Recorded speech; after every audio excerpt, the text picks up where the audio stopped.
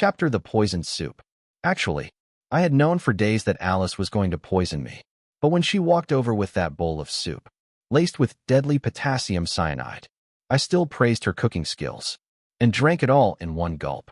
She reached out to take the bowl back, but I didn't let her. I just looked at her and asked, "Do you believe that?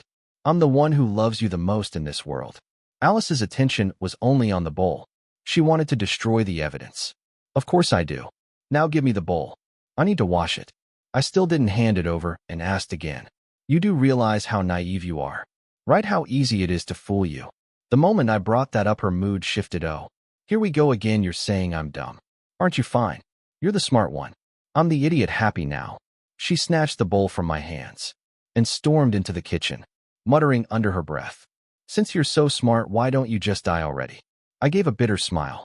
I really didn't know when she started hating me this much. Maybe it was all those times she got deceived, and I nagged her. Afterward, I sighed and went into the bedroom to tidy things up a bit. When I came out, Alice was in the kitchen typing on her phone. She turned around and saw me. Her expression was clearly flustered. She shoved her phone into her pocket and forced a smile. "Aren't you going to rest a bit?" I pulled out a plain-looking glass bottle and said, "Cyanide is pretty effective for killing, but it's way too easy to trace. He wants you in prison. He doesn't truly want to be with you." Alice looked completely panicked. What are you talking about, cyanide? I don't know anything about that. That wasn't me. I'm not trying to expose you. I just want you to see how malicious he really is. Stop letting people take advantage of you." Her expression turned ice cold. "I don't know what you're talking about. You're always saying people are tricking me. You're crazy." I knew she hated hearing that. She always thought she was clever, and that those past mistakes were just bad luck. I also knew no matter how much I said, it was pointless. She wouldn't believe me. It would only strengthen her determination to kill me. I carefully wiped the bottle with a wet tissue and said, "There are no fingerprints of yours on it anymore. Only mine." "What do you mean by that?" Alice stared at me, confused and suspicious. I didn't explain. I just handed her a key and said, "When you hit rock bottom, open locker number 11 in the community delivery station. There's a letter I left for you inside." Alice glanced at the key, completely uninterested. She scoffed, "Who even writes letters these days? So lame." With that, she walked into the bedroom and slammed the door. I sighed, placed the key on the coffee table, and sat down on the couch waiting for death to come. The truth was, she didn't need to poison me at all. I was diagnosed with terminal cancer half a year ago. I only had days left to live. Rather than dying in agony from the illness, I preferred to die by her hand. Maybe it was some kind of twisted sense of dignity. At the very least, dying this way gave my end some kind of meaning. Within minutes, the effects kicked in. She had used far more poison than I expected. The reaction was intense. In just a few hours, I was already nauseous, vomiting, and my limbs were twitching. Hearing the sound of me throwing up, Alice came out of the bedroom with her phone in hand. I was on the floor, heaving violently, nearly vomiting blood. She stood there, motionless, with a hint of satisfaction in her eyes, as if she was savoring victory.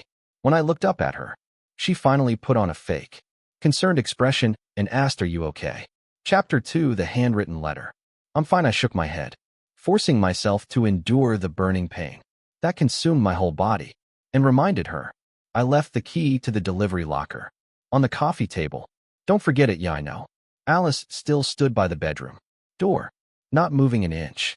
10 minutes later, I was lying on the floor, convulsing uncontrollably, barely able to breathe. Only then did Alice walk over. She no longer pretended to care. Her face twisted with disdain. "You always said I was gullible, easy to fool, and now what? You're so smart, but you're still dying, aren't you?" I could no longer respond. I barely opened my mouth and whispered, "I love you." Maybe she heard it, maybe she didn't. Either way, it didn't change a thing. As I neared death, I shakily pulled a piece of paper from my pocket.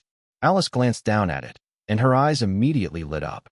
She snatched the paper, read it for a long moment, then gave me a smug little kick. "At least you had a bit of conscience left. You fool, claiming you had terminal cancer, couldn't take the pain anymore, and poisoned yourself. Now I don't even need to come up with an excuse. With no more need to pretend." Alice called her lover. "Ethan, he's almost dead. You can come over now." Not long after, Ethan arrived. He frowned at the sight of my blackened lips and fingernails.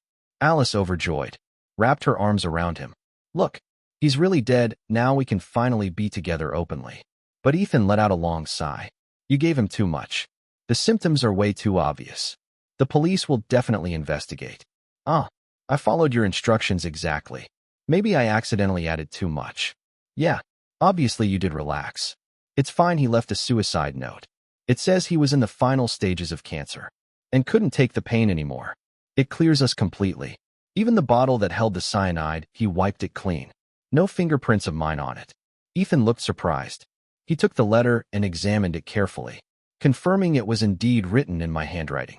A smile of satisfaction appeared on his face, though his eyes briefly betrayed a flicker of disappointment. Damn bastard, he thought too. Even after dying, you're still stirring up trouble. Wouldn't it have been easier if the poisoner just took the blame? But he didn't say any of that out loud. Instead, he looked at Alice, still frowning. Even with the note clearing you, the cops are definitely going to investigate. You'll probably be detained for a few days at least. But don't worry. It's just standard procedure. Of course, they've got no evidence anyway. Still, it pisses me off. Just because of this dead guy. I'll have to sit in a cell for a few days, so annoying. Alice looked truly upset. Like, being locked up for a few days was worse than me dying. Ethan spoke again. Before the police get here, you should transfer all your assets into my name. Oh, why? Alice finally sounded a little suspicious. Ethan put on a serious face. Are you dumb? He's dead now. Do you really think his relatives won't try to cause trouble? If you're detained, they could swoop in and take everything. We're not married yet, so I'd have no legal reason to stop them. Oh, right. I didn't think of that. With the kind of family he has, they'd totally do something like that. Alice's suspicion vanished completely in an instant. She looked at Ethan with admiration, praising him. You're so thoughtful. I never think that far ahead. I'm not thoughtful. I'm just thinking about our future. Ethan wrapped his arm around her, whispering sweet dreams of the life they'd share together. Chapter 3. No contact. Alice nestled in Ethan's arms, full of dreams for the future. She felt she had finally met a man who truly understood her, accepted her, and cherished her, unlike me, who only ever nagged that she was too naive. Looking down at the corpse on the floor, Alice scoffed. Just watch without you. I'll only be happier. Afterward, Alice transferred all her assets to Ethan's name.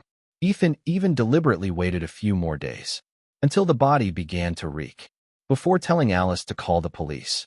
Just as Ethan predicted, despite the suicide note stating, I had poisoned myself due to terminal cancer, police still temporarily detained Alice. The time of death was too far back. It was hard not to be suspicious, but since there was no evidence, she was released in less than a day.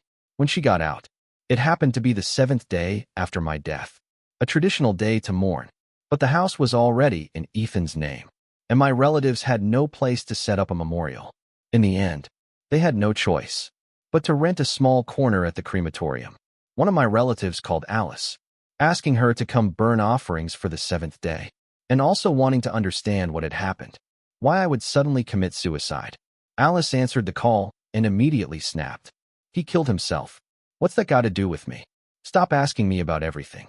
If you think something's wrong, go ask the police and don't ever call me again. I have nothing to do with your family anymore. Honestly, meeting him and all of you was the worst thing that ever happened to me. After hanging up, Alice felt refreshed. She started humming and called Ethan, asking her future husband to come pick her up, but the call went unanswered. She thought he was probably busy and tried again later. Still no answer.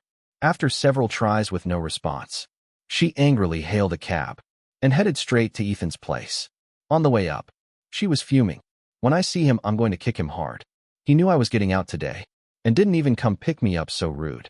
Still, the thought of finally being able to be with Ethan, openly sleeping in his bed, curled up in his arms, maybe even having a baby with him, brought a smile to her face. When she reached his door, Alice knocked. The door opened quickly, but it wasn't Ethan who answered. It was a middle-aged man she didn't recognize.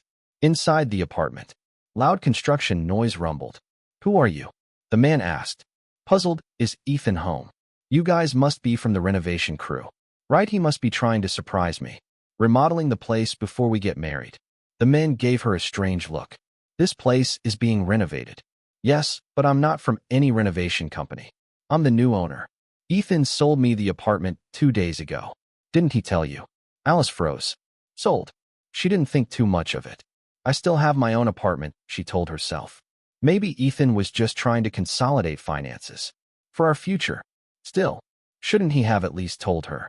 Even if it wasn't technically shared property. When you love someone, shouldn't you discuss these things? Alice was a little annoyed. She pulled out her phone and called Ethan again. No answer, fuming. She went downstairs and headed toward their other place. But when she got there, she saw people moving furniture out. Alice's heart leapt. He's here. She rushed forward to enter the house. But someone blocked her way. Chapter Disappearance. A middle-aged woman looked at her and asked, "Who are you? What do you want?" "What do I want? This is my house. I should be asking you what you're doing here." The woman frowned in confusion. "Your house. I just bought this place. You must have the wrong address." Alice was momentarily stunned. Just bought from who? From the owner, of course.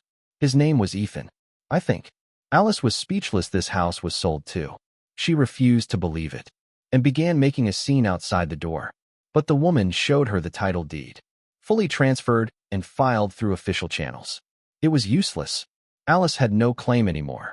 In the end, she had no choice but to call the police. When the officers arrived, it didn't take long for them to understand the situation. One of them said to Alice, "Regardless of what your relationship to this property was before, the documents are fully in order. It was legally purchased through the Housing Bureau. If you want answers, you should go find Ethan. But don't keep making trouble here. Otherwise, we'll have to take you in." Alice stopped yelling, but she didn't leave either. She squatted on the ground, wiping away tears, while continuing to call Ethan over and over again. She kept calling until her phone battery was almost dead, but still, he didn't answer. The middle-aged woman seemed to realize something. "Miss, could it be you've been scammed? Think carefully. Aside from the properties, is there anything else that's in his name? You'd better check before it's all gone." "No way. He was going to marry me. Why would he scam me?" Alice jumped up and shouted. The woman stepped back, startled. "I didn't say he definitely scammed you. Just giving you a kind reminder." "Reminder? My ass, you just can't stand seeing other people happy." Alice yelled as she opened her banking app. "Just watch, all of his money was stored in my account. There's no way he tricked me." But once she logged in, the balance showed a glaring cold zero. Alice thought she must be seeing it wrong. She rubbed her eyes hard, double-checked the card number, and stared at the screen for a long time before finally accepting the truth. Her account had been drained. A police officer walked over, glanced at the screen, and said, "Check the transaction history." Alice quickly did. The records showed that 2 days ago, the entire balance had been transferred to an unknown account. The officer's expression turned serious. "You might be a victim of fraud. Please come with us to the station to file a report." "No, that's impossible." "Wait, I still have a car. It's worth hundreds of thousands. It must still be there." Without listening further, Alice bolted to the DMV to check the car's registration. There she learned that the car, registered under Ethan's name, had already been sold to a second-hand dealership. Alice rushed to the dealer, but was thrown out. They'd paid for the vehicle legally, with all the proper paperwork. There was no reason to give it back. Alice sat on the sidewalk sobbing and wailing, but it was no use. She finally realized that all of her assets had been transferred. Nothing was in her name anymore, not even in Ethan's. Clinging to her last hope, she filed a report with the police. The officers accompanied her back to the original house for further investigation. The middle-aged woman, feeling sorry for her, said, "Most of the stuff here was sold to a junk collector, but I kept a box of things, some keys, photos, little odds and ends, just in case someone came back for them." Alice clutched the box in her arms, her face hollow with despair. She had nothing left, not a penny, not a roof over her head. In this kind of situation, even the police couldn't help much. They advised her to contact anyone who might know Ethan and to report any leads immediately. Chapter 5. Lawyer Michael. Alice sat on a bench in the neighborhood, holding her phone, but couldn't bring herself to dial a single number. It was only now that she realized she didn't actually know anyone around Ethan. He had talked about this relative, that friend, but she had never met a single one of them. Had she really been scammed? That wasn't a question anymore, it was a fact. Just then, a delivery guy pulled up on his electric scooter. He glanced at her and said, "A mess, Alice, right? I think you've got a package in locker number 11. It's been sitting there for days. If you don't pick it up soon, there'll be a fee." Alice looked up at him and only then remembered the key I had given her before I died. I told her if you ever hit rock bottom, open locker number 11. Inside was a letter, but she thought to herself, what use was a letter now? What could it possibly say that would matter in a daze? Alice walked over, opened the locker, tore open the envelope, and pulled out the letter. As she unfolded the paper, a bank card slipped out and fell to the ground. She picked it up, confused, and turned her eyes to the letter. My dear wife, if you're reading this, it means you finally realized you've been scammed again. That card you're holding was opened secretly by me. There's 300,000 yuan in it. Use it wisely. It's the last time I can ever quietly save money for you. Alice's hands began to tremble. She remembered how I always hesitated when spending money, how my salary never seemed to be as much as she expected.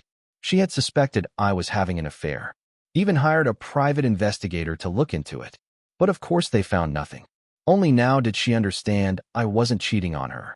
I had been quietly saving money, putting it away, just to leave her one final safety net. No, you couldn't have thought this far ahead for me.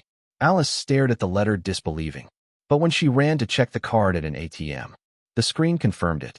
300,000 yuan, her whole body trembled as she hurried back to the letter and continued, if I were him, I'd transfer all your assets into my name and vanish. The moment everything settled. If I guessed right, by now you've lost not only your cash, but your house and your car too. Don't panic. Go to the law office and look for a lawyer named Michael. I left a notarized document with him, a property that was never transferred out of my name. He'll help you put it under your name. But please don't ever transfer it to anyone else again. I won't be around to help you next time. After all, I'm already dead. At the law firm, lawyer Michael slid a stack of notarized documents across the table. To her, this is the paperwork Mr. Ning asked me to prepare. A non-registered property. All it needs is your signature, and it will legally belong to you. I heard Mr. Ning passed away from cyanide poisoning. Such a shame, a man like that. He must have been under a lot of pressure. Alice stared at the legal documents, in a daze from having nothing to having cash. A home, a place to belong. Just moments ago she had hit rock bottom, and now, as if the clouds had parted, the path forward was clear again. But none of this came from Ethan, the man she believed was her true love. No, it came from the very men she hated, enough to poison her husband. Alice's body trembled. She clutched the letter tightly in her hands, muttering something under her breath. Lawyer Michael couldn't make it out, and had to lean in closer. A mess. Alice, are you saying something? Do you not understand part of the process? Then he finally heard her. Why didn't you tell me you did all this sooner? Chapter 6. Help me find him. Lawyer Michael was silent for a moment, then said, actually, besides the property, Mr. Ning also gave me 50,000 yuan as a consulting fee, prepaid on your behalf.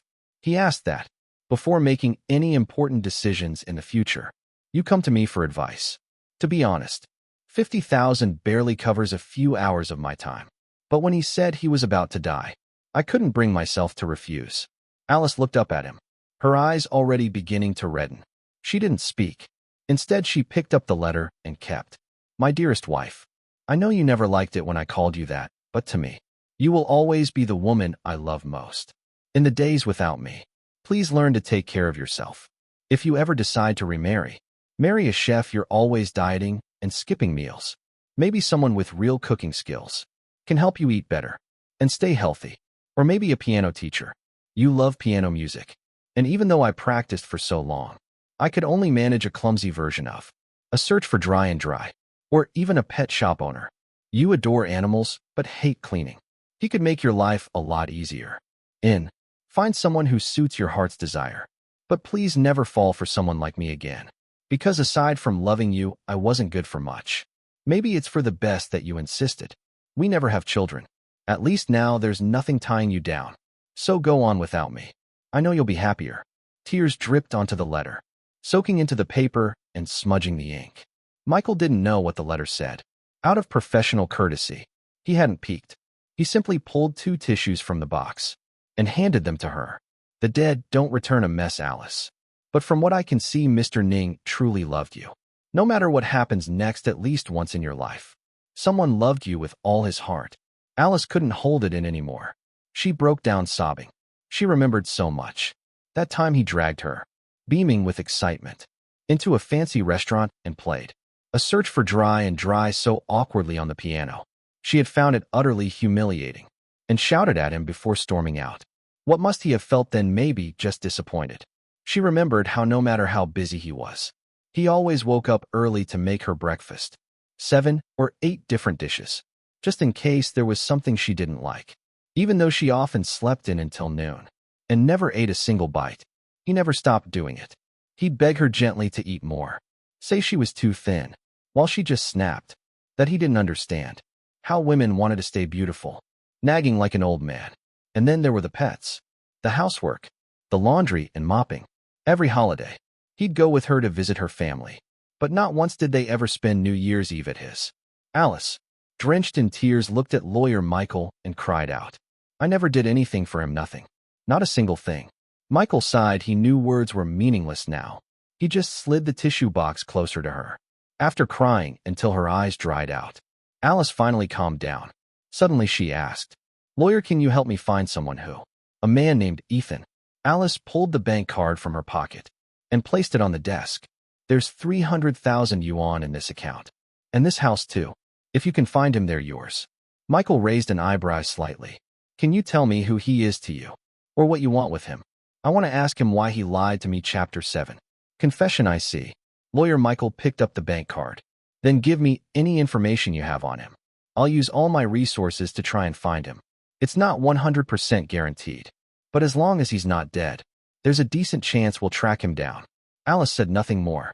She stood up, without even glancing at the notarized documents. Instead, she carefully folded the envelope, placed it gently into her pocket, and covered it with her hand. As she walked out of the office, she hailed a cab and headed to the funeral home. Inside the hall, a small memorial altar had been set up. A few relatives stood or sat nearby, keeping vigil. Because of how suddenly I died, no one had notified many others. Southwest, the place felt cold and quiet. Alice's arrival shocked the relatives, and also made them furious.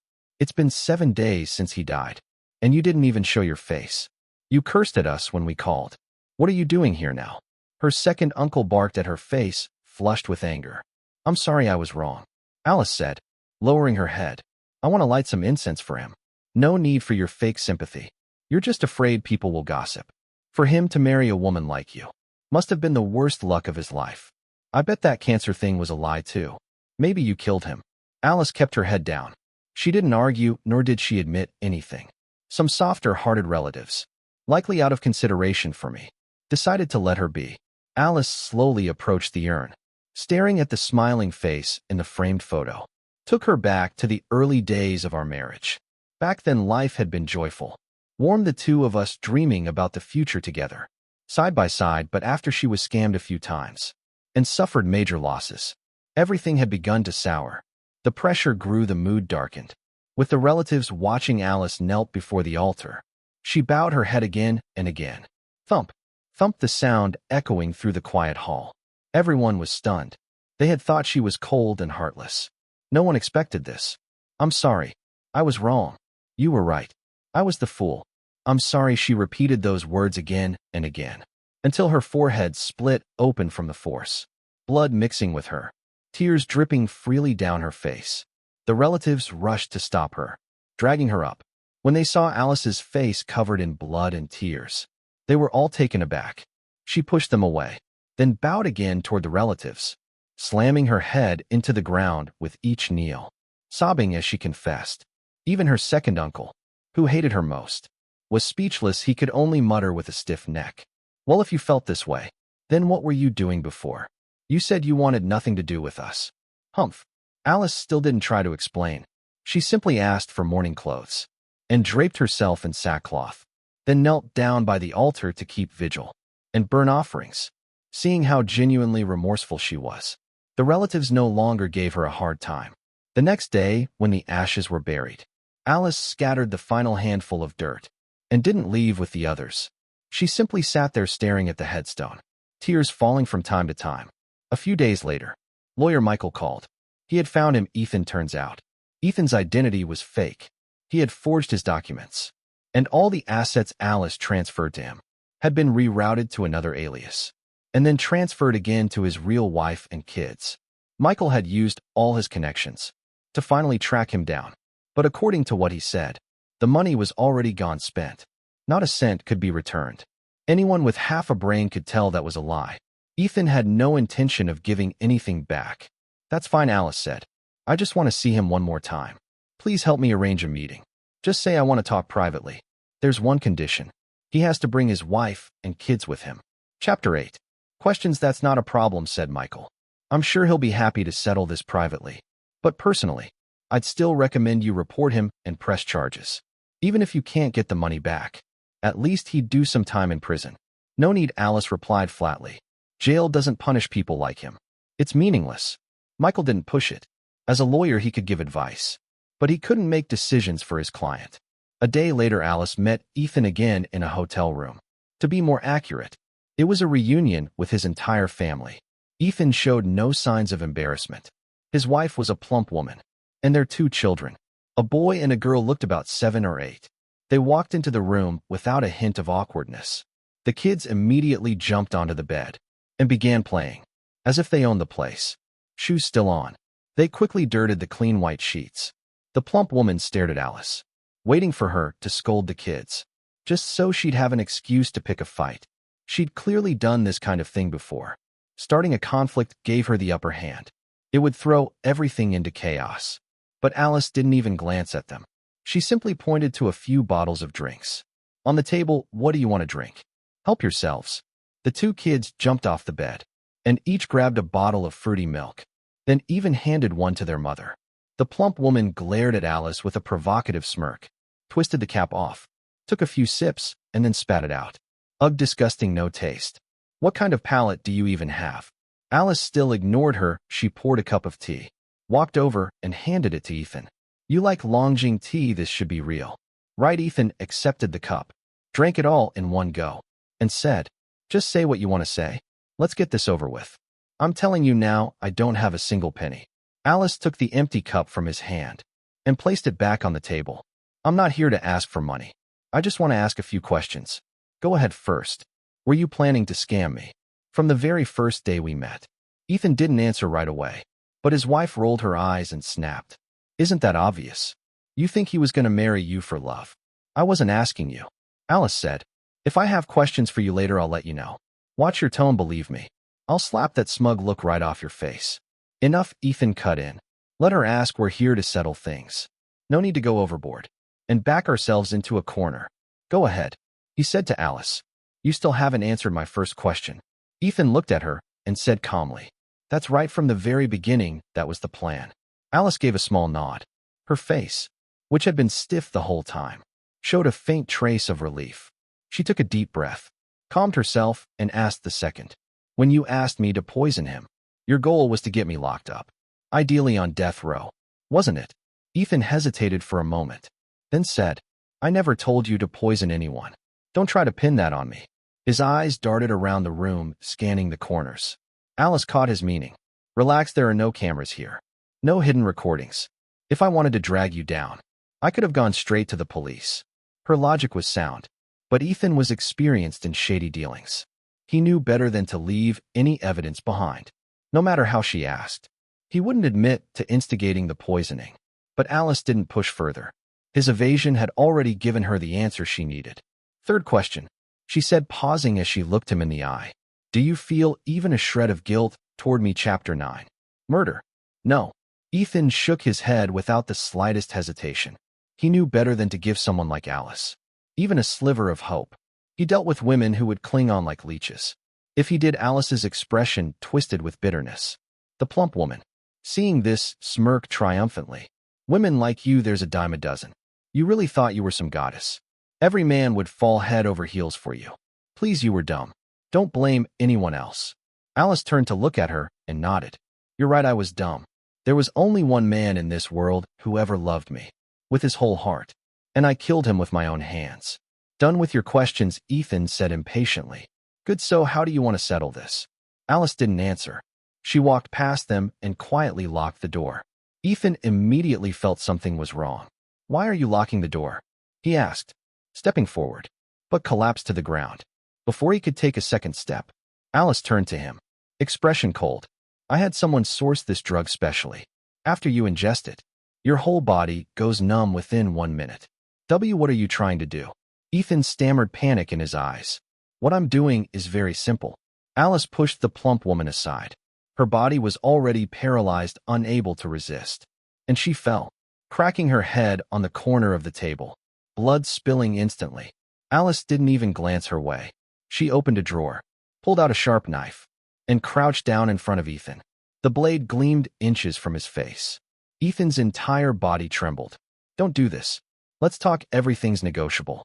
He raised his voice deliberately, hoping someone in the next room would hear. Alice spoke calmly. Stop yelling. This hotel has the best soundproofing in the city. Don't you remember? You brought me here once and said we could scream as loud as we wanted. No one would hear a thing. Ethan's face twisted in fear. I'll give you money. I didn't spend it all. There's plenty left. How much do you want? I'll give it to you, money. Alice tilted her head slightly, then drove the knife straight into his stomach. You were with me for money, but I wasn't with you for that. I wanted a man who loved me completely, and I had won. But you destroyed him with every sentence. She plunged the knife again and again. Over a dozen times the blade sank into flesh. Blood splattered across the floor. The air filled with the stench of death. The plump woman and the 2 children stared in silent horror. If they could move, they would have curled into the farthest corner possible. Ethan began coughing up blood, his life draining fast. He never imagined that the seemingly delicate Alice would actually kill someone. But the truth was, Alice had planned this long before. She had slipped the drug into the tea and even injected the drinks with a paralyzing agent. As Ethan finally lay still, breathless, Alice's entire body was soaked in blood.